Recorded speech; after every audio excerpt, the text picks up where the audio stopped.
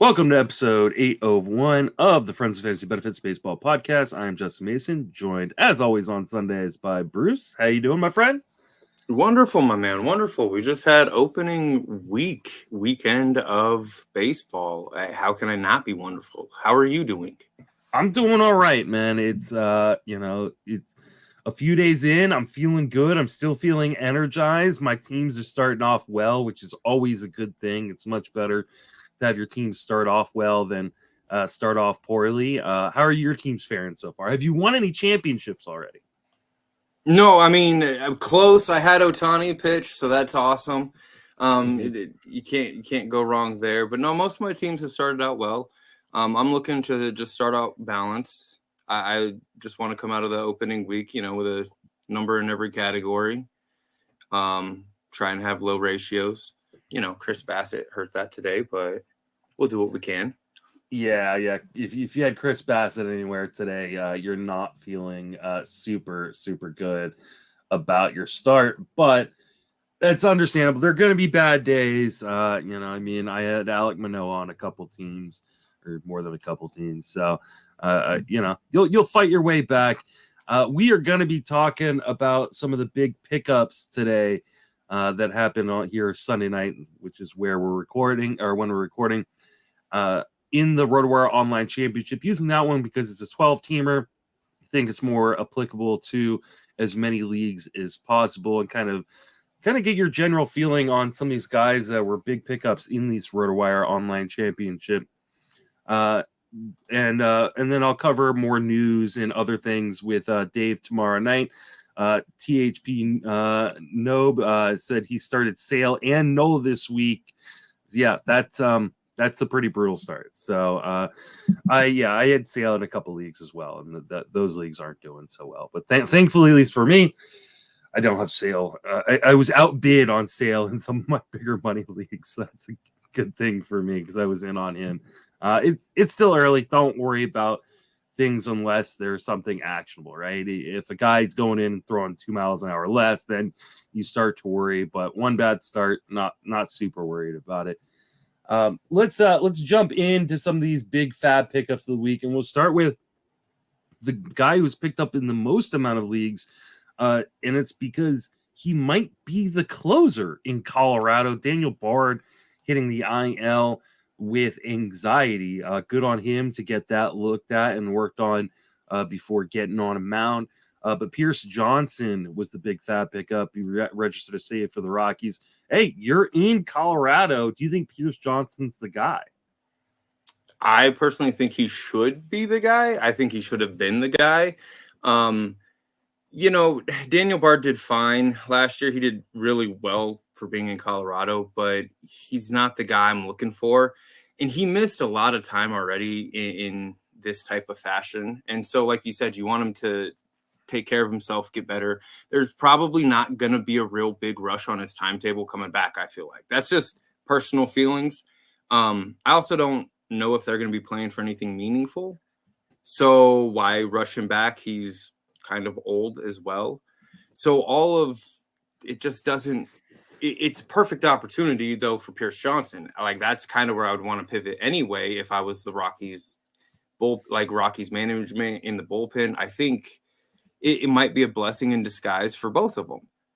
Pierce Johnson, he's the guy I'm kind of salty, though, that he got a save because, now you see the prices on him. They're high. They wouldn't have been this high in the OC. His average price was, $72-$73. Runner-up bid, average price was $25.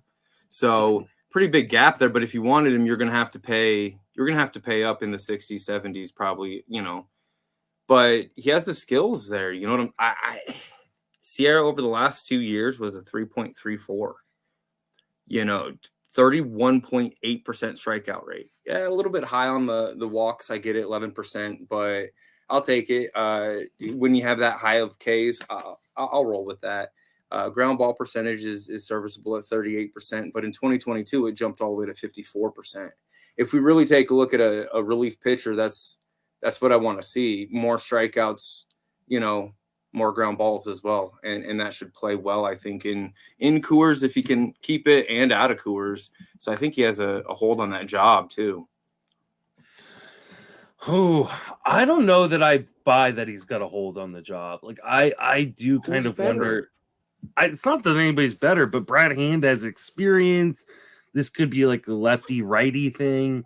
Dinelson Lamet could be a guy who factors in. Justin Lawrence could be and to me, if you're not feeling like, and at least I'm not feeling like there is like a necessarily quote unquote guy, then I don't want to deal with that kind of situation when we're talking about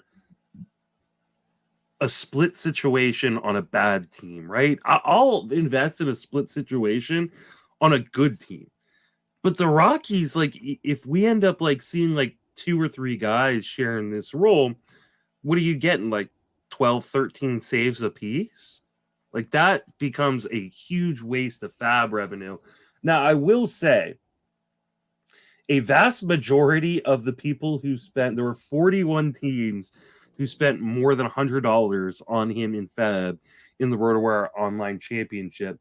And a vast majority of those were from the same people. There's like 3 guys like who picked them up like a total of 18 times.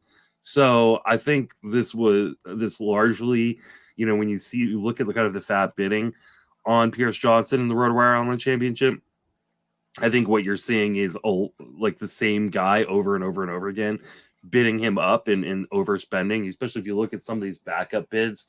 Like the guy who got him for the most amount of money he spent in 5 separate online championships spent $243 on him. The backup bids were 18, 88, 0, 27, and 46. So if you're looking at like, maybe I should go pick up Pierce Johnson, don't need to spend 20% of your FAAB on a guy who might not be the full-time closer. I spent 39 for him in one of my, it was a 15 teamer, but that, when you take a look at that, that's that's a much more serviceable price in my opinion. Yeah, I completely agree. I would much rather, and it's something again I'm going to talk with Dave about tomorrow as we talk more about FAAB strategy as opposed to individual players. I'm looking more to, I definitely want to be aggressive early, but I want to be careful with my bids. And so like I don't want to be dropping, 10, 20% of my FAAB, especially early on, because it just hamstrings you later on. We do have to think, though, in certain cases, any potential closer, though, I mean, even in this situation, if he can nab the job, or even it saves you money down the road if you pay up for him in a sense. If you really believe they got the job, it might save you some money 5-6 weeks down the road if you pay up a little bit now, because if they do get the job, you don't have to go chase those saves. But I think you have to have a good idea of what overpay means or how much you're really going to go for it. I think 20-30%, like you said, is way too much, but it depends. And it depends on how bad you need saves as well, though, because if you have 0 closers, or if you had Iglesias and you had Bard, let's say, what are you going to do? Yeah, I mean, in a 15-team league, I can see the argument a little bit better, because in a 12-team league, you really want to churn that back into your roster, right? Like, there's so many good guys who are going to be available on the wire, and especially with closers, like, you don't need, to be rostering 3 or 4 closers the entire season necessarily. Right.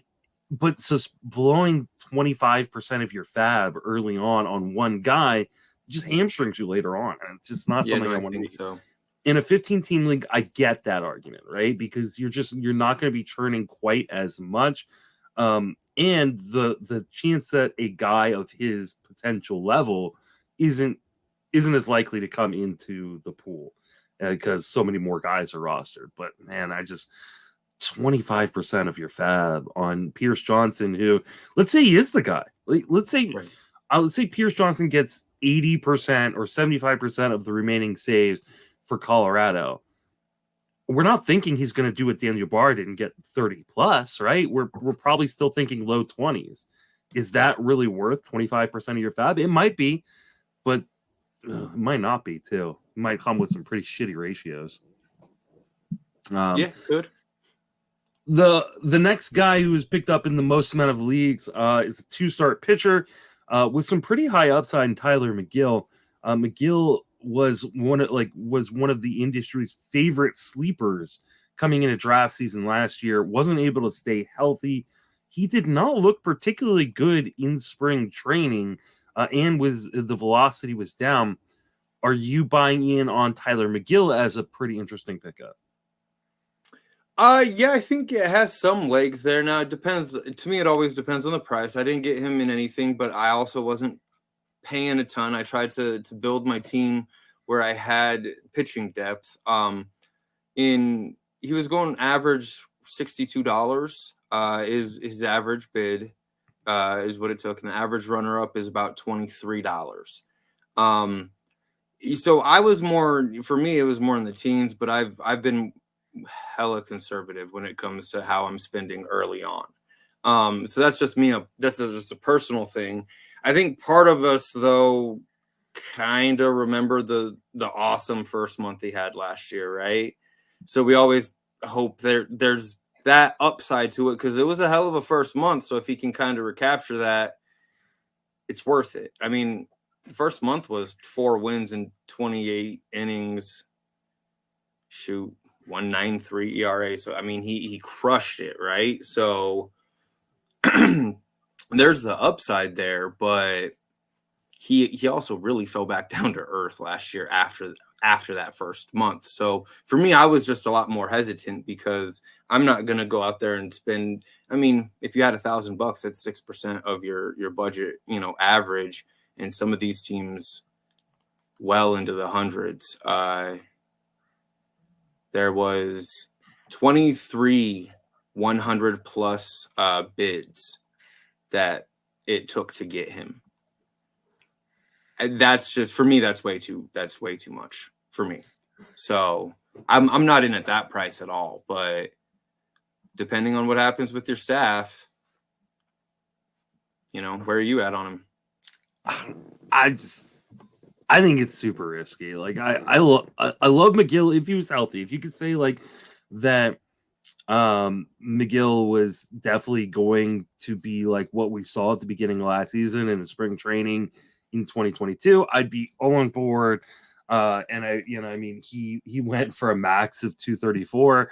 I don't think he's completely healthy. Like I said, the velocity was down in spring. He didn't look particularly good. I think the only reason he's even in the rotation is because the Mets are having such injury issues. Yeah, I just think he like if I could get him for like $20, yeah, fine. Then I'm taking that gamble. But I mean, he went for over $100 in I'd say about 20 leagues. 23. I counted.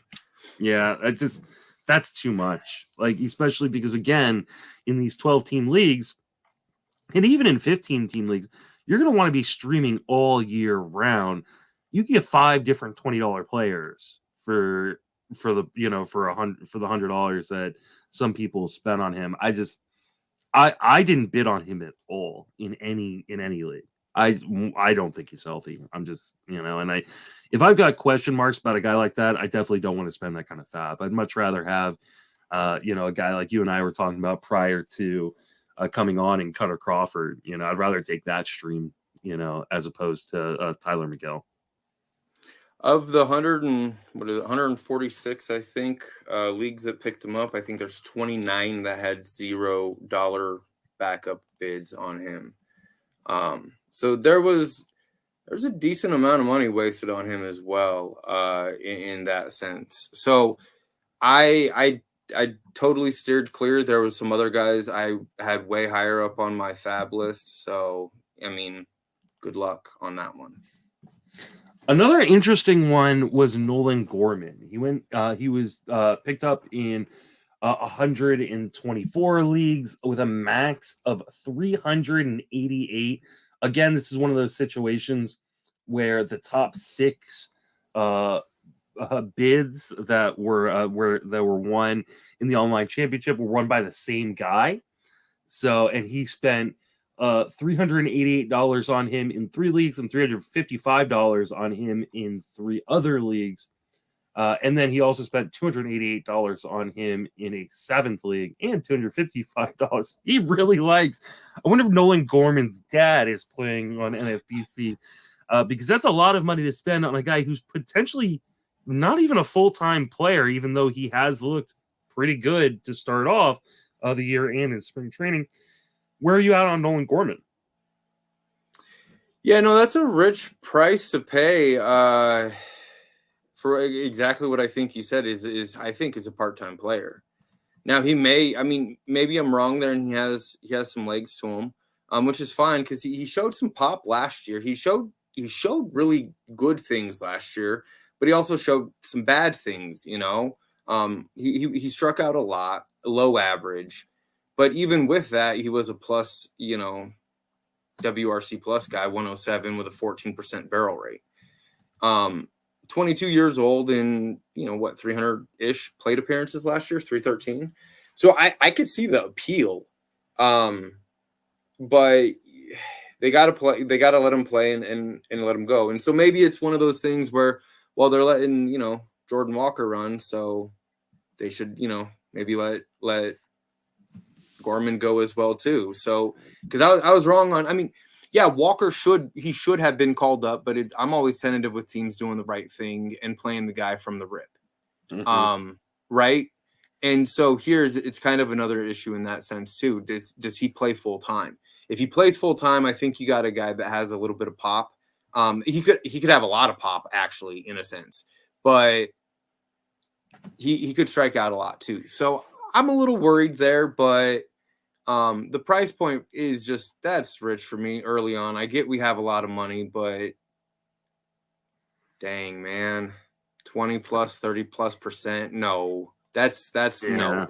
Yeah, I mean, clearly, if you're spending that much, that amount of FAAB, you're making a huge mistake. I mean, unless you think you're getting an absolute superstar, you should never spend. I mean, you really should never spend $200 or $300 in FAAB in one go. I get it if you think you're getting like the next Acuna or the next you know, Trout or whatever, but for every time a guy is picked up off of FAAB when you think he's the next Trout, or you often are getting like the next Cole Tucker, right? Like the guy that everybody spent a shit ton of money on. That one hurts me more than I think it hurts, you know, most people, because I was one of the people hit on Cole Tucker. I just think it's a huge mistake to spend that kind of money. That being said, I really like Gorman, and I do think that he can be a very good player. He just needs the opportunity. And one of the things I said in draft season was I think he needs to be traded because I didn't think he was going to get the opportunity in St. Louis.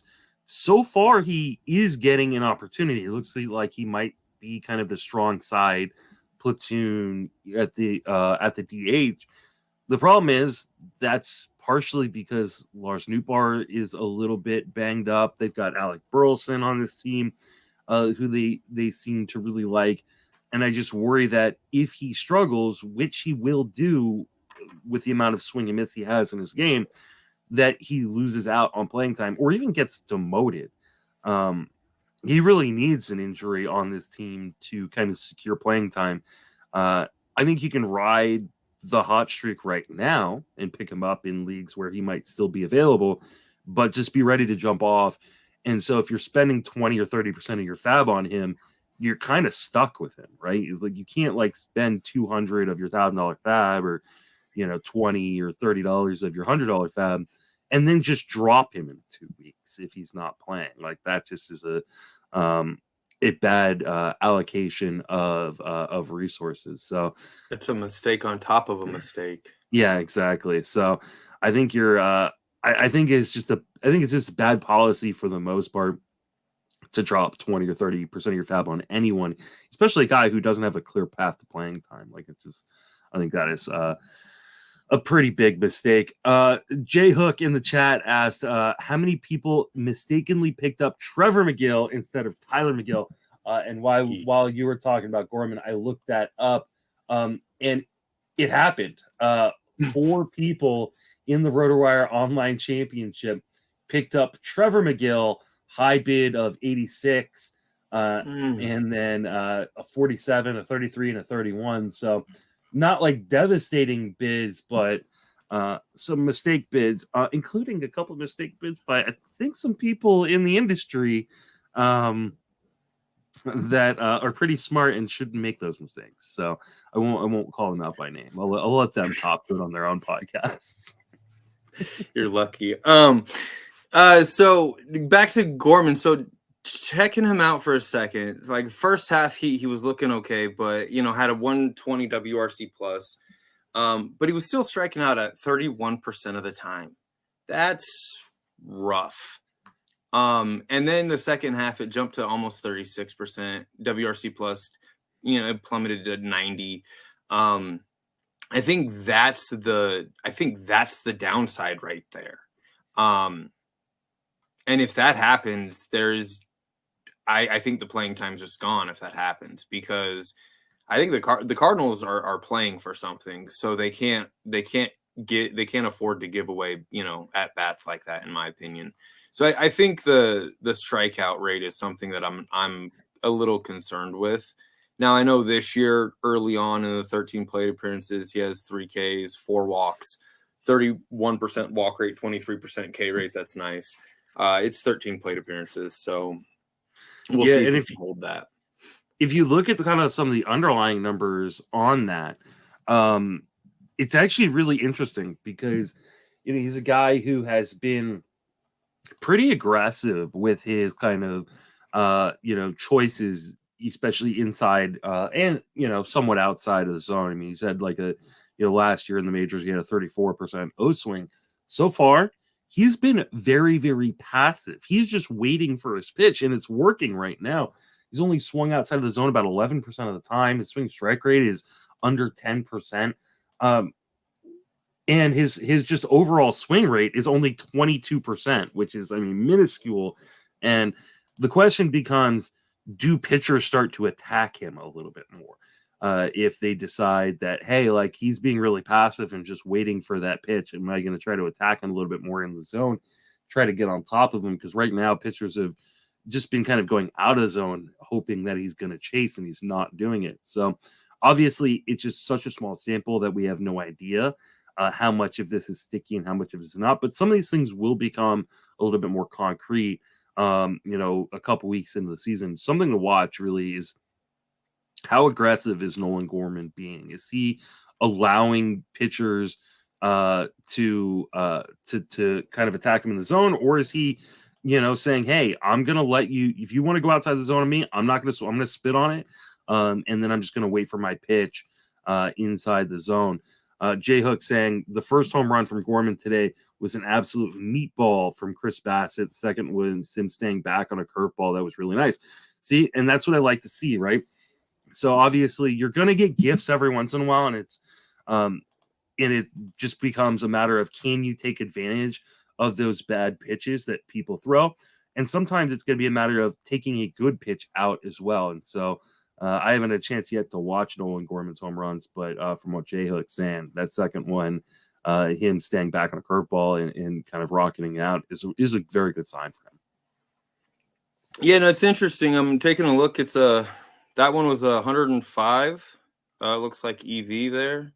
100, 100% batting average. So that thing that, like you said, it was the next one was 104.4, 870. So not as good, but those are still, they're not the 110s you see people stroking like Matt Chapman's double 111, but 105 that's still hitting the ball pretty hard. It's just a strikeout rate, so keep an eye on that. All right. Next guy on the list is another potential closer. Danny Jimenez registered the first save for the Oakland A's. He was the guy who led the Oakland A's in saves last year with 11. So not super impressive necessarily in the overall scheme of things, but he was the quote unquote guy when healthy for the Oakland A's. Do you think he is the guy this year? Because a lot of people drafted Trevor May thinking that May was the guy, or do you think this is a shared job, or he's just bound to lose it anyways? Can I go with like a little of all of them? Yeah, that's totally fair. Then it's also Oakland, which is potentially one of the worst teams in the league. So Yeah. how many saves can he really get you? I mean, if it's 25, 20, you're looking at one every week and a half, which is just not going to cut it. He went for almost $60 average. And then what was it? I'm looking here, runner-ups, roughly 15. So there was a pretty big gap there in that one too. People are chasing saves. I don't know, man. It's tough. You kind of got to go with him. He has a decent K rate. I'm cool with that. Walk rate's high. He's one of those guys. Sierra was larger than the FIP, or Sierra was larger than the ERA. So the regression isn't going to be good in that sense. It's just probably it's not something I went after, especially not at that price point. It's too much. If I had to pick between them, I was going after Pierce Johnson myself. That's who I thought was a better grab there. But Jimenez is just really tough in all senses. I don't think he has a clear lock on the job. I think he has some command. He struggles with walks. I think there's some other people that can just jump up here and there and take it from him too. And then they'll win 22 games this year. So where are the saves coming from? Yeah, I think one of the biggest issues is kind of what I was talking about before in terms of Pierce Johnson is I don't think this is necessarily Danny Jimenez's job, like as the dude. And so do I really want to invest in a position in which I think he's probably going to share the role or potentially lose the job on a bad team to begin with, right? Like it's just, and I mean, like you mentioned, the A's are probably even worse than the Rockies. And so, like, yeah, I'm not a big fan of throwing more than just a few dollars at this kind of situation. I definitely don't want to be spending, 5, 10, 20% of my FAAB. Will Smith isn't on the list for today because he got a save late. And so I think a lot of people didn't pick him up or go for him in some leagues because they didn't see the fact that he got the save about 30 minutes before FAAB ran tonight. But I would much rather have Will Smith than Danny Jimenez. I did draft Danny Jimenez on my main event team and a couple other leagues late, and I'm thankful for the early save. But if Trevor May or Acevedo or someone else, nameless person gets the next save, I'm not going to be surprised, and I'm going to be pretty quick to drop Jimenez, especially because he doesn't look particularly good right now. Like the velocity's down. The movement on his pitches isn't extremely sharp. He didn't have a clean inning when he got that save, so I have no problem dropping him if he struggles or the next person gets a save isn't Danny Jimenez. J Hook in the chat saying that he's patiently waiting on the Gary Sanchez talk. There will be no Gary Sanchez talk. Yeah,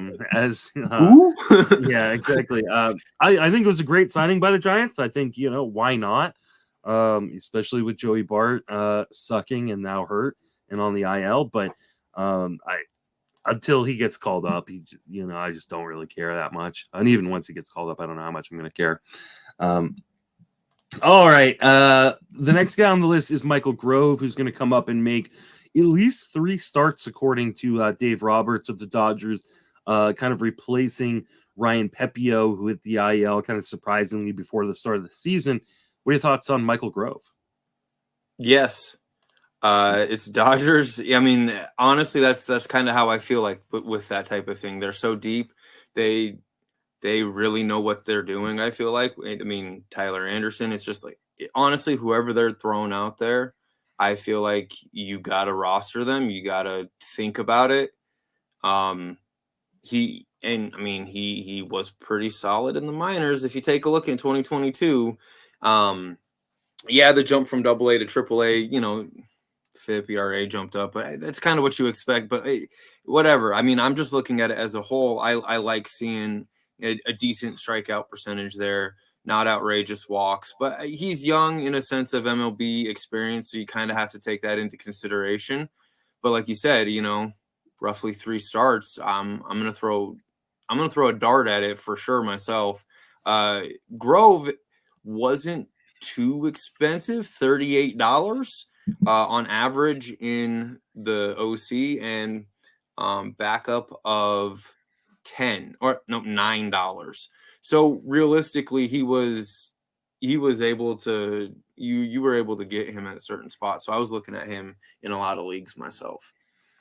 Yeah, I was looking at him as well. Unfortunately, I just didn't go the extra buck on him to get him. He does have a decent 2-start against the Rockies in Los Angeles and then at the Diamondbacks. THP Nobe on over on the YouTube was watching. Appreciate everybody watching live on the YouTube late night here on Sunday.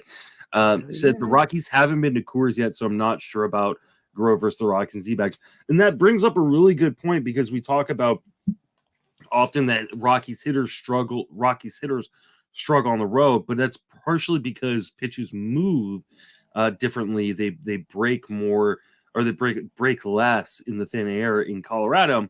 And so when hitters are going from Coors to another park, they're not used to seeing the kind of movement they see in sea level.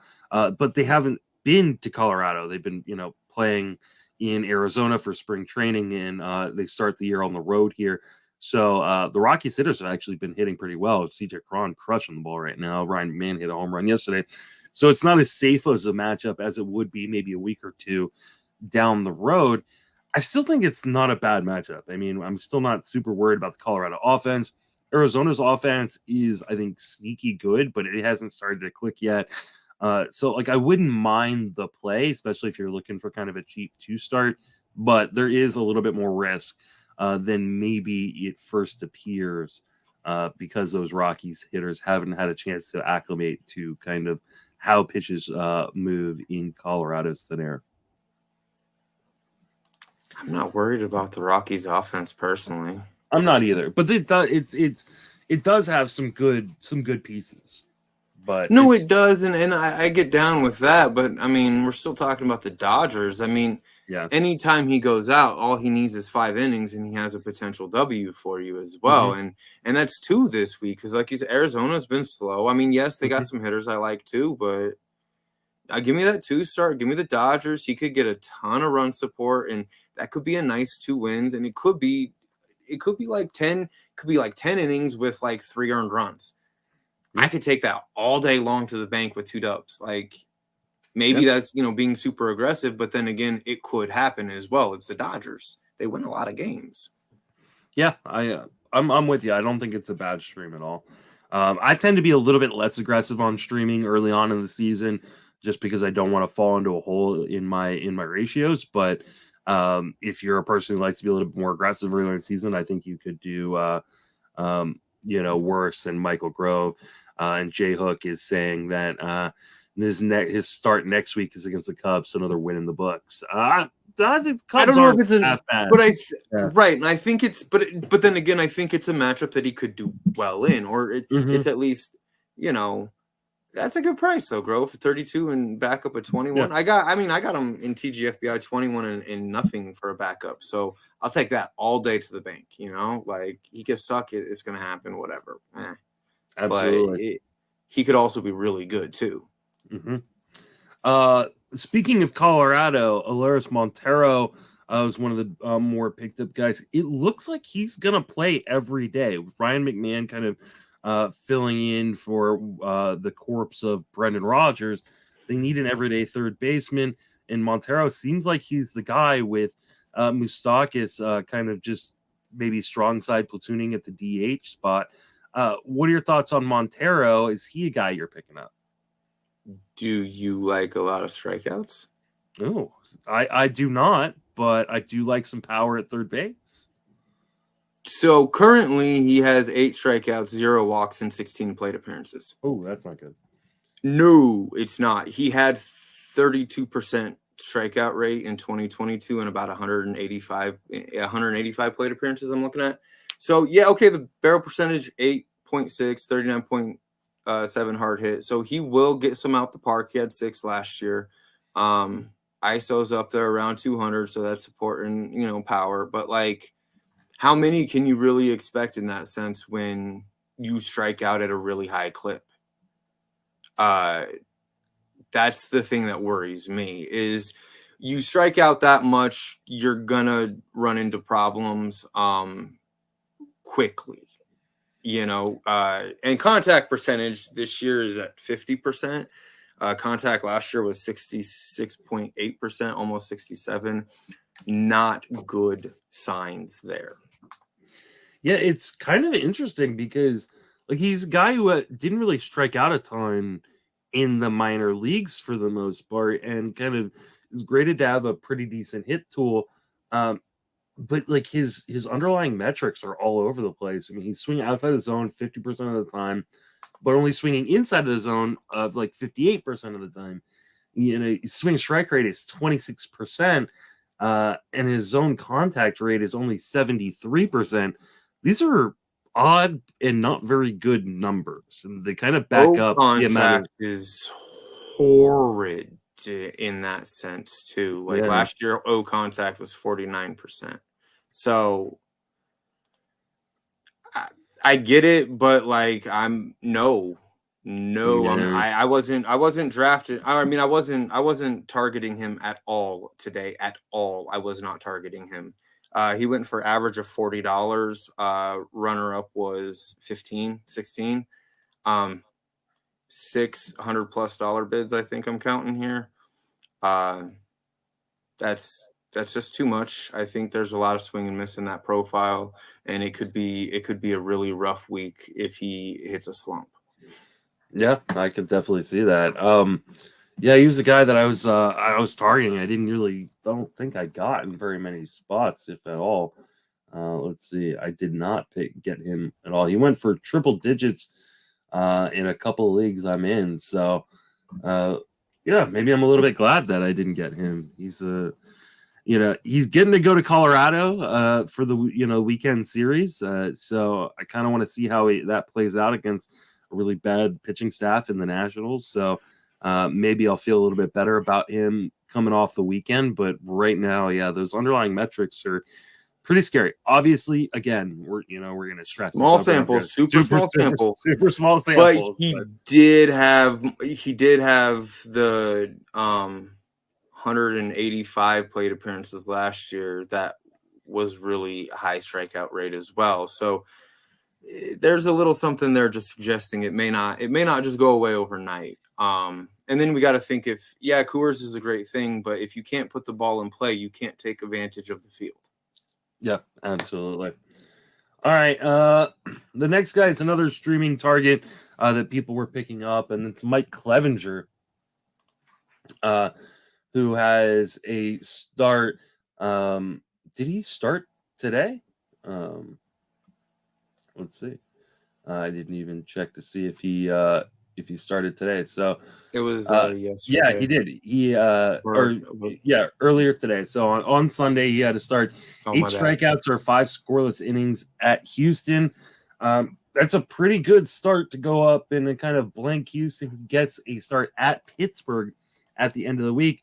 Thoughts on Mike Clevenger? I mean, I wasn't in on him this week myself. I like my pitching staff besides that. If you want to take a shot on him, I mean, go for it. It was a good start. You got to like that. 98 pitches, I think, is the encouraging sign there. He just kind of comes out and goes. 8 strikeouts, 3 walks. That's, nice Ks. 3 walks in 5 innings is a little much. No earned runs is nice. I don't know, man. Last year, he's not the same pitcher when he was that 3 ERA guy that we saw a few years ago in Cleveland.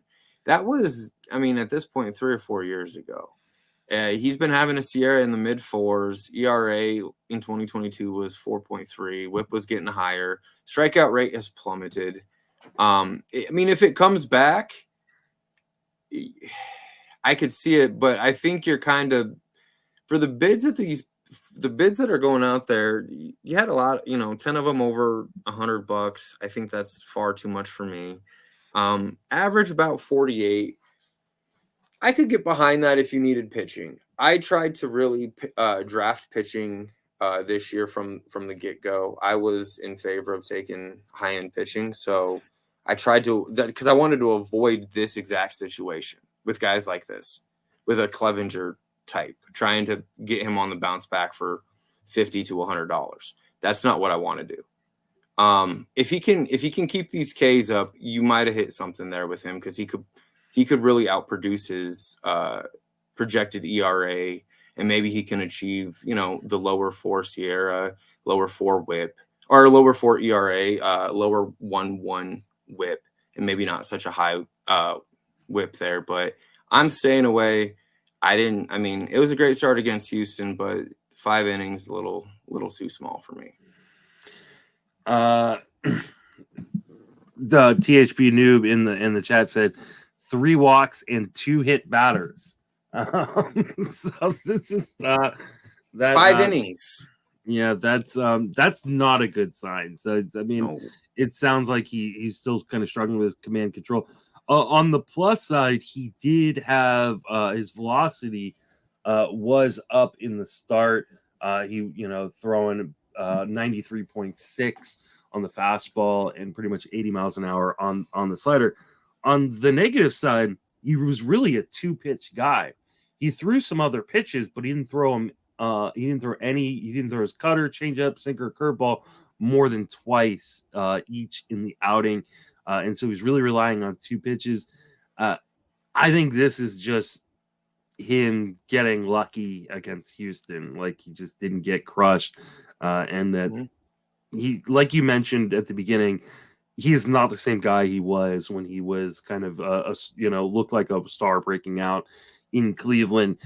He's just never looked the same since the surgery. I'm not in on Mike Clevenger at all. So it is a nice start versus, a nice opportunity versus Pittsburgh. But here's the thing. Either he was on your wire and you didn't get this nice Houston start, and now he's probably going to go get blown up in Pittsburgh, or he was on your bench and now you're going to, look what he did against Houston, to put him in my lineup against Pittsburgh, and he's probably going to get blown up. So I'm not falling for that one. Let's finish out with Bryce Terang. Luis Urias is going to be out for 6 to 8 weeks. Terang's going to be playing fairly close to every day, but they still have Mike Brousseau and Owen Miller to platoon with him if need be. Are you buying Bryce Terang, who is a pretty interesting prospect that made the opening day roster for Milwaukee? No, I think decent price. If I could have got him around 37, $40 where his average was, I think that's a little bit more accessible than the top end bids of 100, 175, 90-ish. I see the appeal to him, in 2022 with a little bit of power, 13 bombs, 34 steals in AAA, hitting 286. That's pretty nice. Good plate discipline there as well. I don't know if the power translates over to the majors. I don't know if we're going to see double-digit home runs like that. His ISO is only 126. Most of the time, 126 ISO don't get you to 10 home runs, unless you kind of get lucky or you play 650, 700 plate appearances. Then you might be able to get there. I don't think we want to kind of plug him in for 600 to 700 plate appearances yet. But if you are in need of some speed and potentially maybe a bat that can get a little bit of average, because he doesn't strike out a ton, and he has a decent walk rate all throughout the minors, so he could get on base and steal some bags in this environment. I'm just not expecting a lot of power, or a lot of RBI really, because of where he's slotted to hit. It's a speed. And if I potentially need some average play, in my opinion, I've done quite well with my speed in drafting, so he wasn't a major target where I felt I had to pay $50, $60 for him. But I could see the appeal. I picked him up in the online championship for $27. That's quality in my opinion. There, that's a good pick. And for me, he's a backup. He's eligible shortstop. He's going to pick up second base, fairly early on in the season. I lost Luis Urias, who was kind of, my all around, I liked him too. infielder, to kind of fill in. The hard part is, like, let's just talk about this week in general, right? He is going to likely platoon because Owen Miller and Mike Rousseau are on the roster. It just makes too much sense. Both of them hit lefties well. So this week, the Brewers face the Cubs at the beginning of the week and then the Cardinals at the end of the week, right? They're going up against 3 lefties out of the 6 games that they've got on the schedule, which means of the 6 games on the schedule, he's probably only going to play in 3 of them. Can you start him in a weekly league like that? I don't think you can. Like, he's like in a 12-team league, you need a guy who's going to play, probably 5 or 6 times a week, not a guy who's going to play 3 times a week. And so until he either starts, maybe there's another injury and he starts getting more opportunities against lefties, or they give him the opportunities and he proves he can hit them, he becomes really difficult to use. Like, I like the talent and I do think he could be good. And if you've got, like, in NFBC where you have the Friday switch, right? Like, hey, you can try to use him earlier on in the week, when he's going to be playing 2 out of 3 games, but you can't play him at the end of the weekend when he's 4-game stretch. He's only going to playing twice when you can get 3 or 4 games out of someone else who's probably just as good. Yeah, no, I totally agree with that. And so it's another tough price point to pay there. I think some people are a little nervous about the steal environment this year, seeing how many more steals there are versus last year and how they might be a little light in speed out the jump. Some teams already have 7, 8, 9 steals. So maybe some teams are feeling a little pressure to produce some steals from somewhere. I totally understand that. And you should be, right? So I was telling you prior to us getting on the air, Paul sent me a text message, and if you look at the first 4 games of last year and the first 4 games of this year there are 70 stolen bases already. Last year there were 29, and I believe he said there were more plate appearances last year. So we're seeing a lot more stolen bases, over double at this point. That seems likely to continue. Now they're probably going to come in bunches. We're seeing the Orioles steal a ton. We're seeing certain guys steal a ton, but we're also seeing just random dudes just pop a stolen base here and there. So you're going to need more stolen bases to compete, but that also means they're easier to find off the wire. So I wouldn't get overly concerned unless you're a team that has like only 2 or 3 stolen bases at this point. But definitely something you want to monitor kind of with your standings as you move forward. I agree. All right. That is going to wrap us up for this episode. Bruce, want to remind people where you can be reached, and if you're working on anything, let them know what you're working on. You can find me on Twitter at BCJR Fantasy. Just doing some research, nothing too crazy, not doing any articles or anything, just getting prepared for our pod that we do Sunday. We took a couple weeks off because Vegas and some big drafts and whatnot. So, but now it's pretty much the weekly grind, Sunday FAAB and whatever else we want to jump in, Absolutely. I do apologize for taking a few weeks off with the Friends of Fantasy Benefits podcast. Just got crazy with draft season and all the content I was providing. But you can reach me on Twitter at JustinMasonFWFB. Email me the show, friendsoffantasybenefits@gmail.com. I'm writing daily at Fangraphs and 3 times a week at Fantasy Pros on the Friends of Fantasy Benefits podcast, TGFBI podcast, and the Sleeper and the Buzz podcast. For Bruce and myself, thank you for listening. Have a fantastic baseball season.